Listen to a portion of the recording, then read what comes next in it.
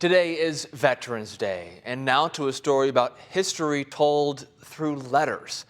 Aaron McPherson met someone who's been collecting war letters for 2 decades, and so far, he's collected more than 150,000. We just get these bundles of letters. This is all in the past week. Well over 1,000 to 1,500. Letters written to and from service members, collected and preserved. This young sailor was inside a ship, the USS New Orleans, during the attack on Pearl Harbor. Recording history and bringing these men and women to life. They make it real and they make it personal. And ironically, I hated history growing up. Now, Andrew Carroll is hooked. He's the founding director of the Center for American War Letters.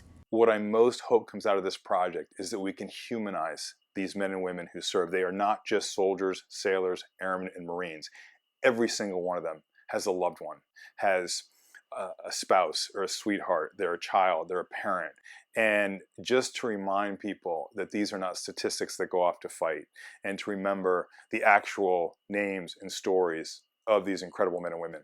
He's been collecting these letters for more than 20 years. All these are incredible for one reason or another. This is a letter written by this woman, Jean Subolowski, and it's addressed to her fiance, who is a combat soldier, and it's returned to her in the mail unopened with one word written in red on the outside: deceased.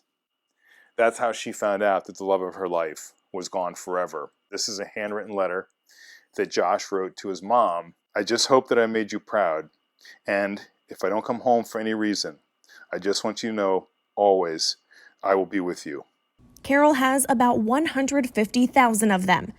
From the American Revolution. This is hundreds of years old, and yet I'm holding the actual paper that this service member wrote during the War for Independence. To today. There are emails that are just as profound and poetic and historic as letters that were written generations ago.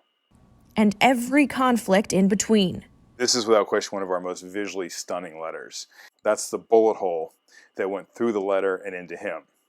Now, fortunately, he survived, but you really get a sense of the life and death circumstances these troops are under. This is probably the most historic letter we have. As soon as I opened this up, I got chills because I could see the gold embossed letterhead that said Adolf Hitler. This letter was written by an American soldier sitting at Hitler's desk in Munich. Carroll is constantly amazed by the generosity of the donations. What they share with us is so personal and so extraordinary. So, this is an entire trunk that we got from a family. These are all of his World War II letters. This man survived the war, but when he came home, his plane crashed doing a routine flight. This is the watch that he was wearing, obviously stopped at the moment of impact. This is the wallet that was in his pocket. He kept some photos of his family. The project is focused on war letters, but pictures and other memorabilia helps you connect with that person even more.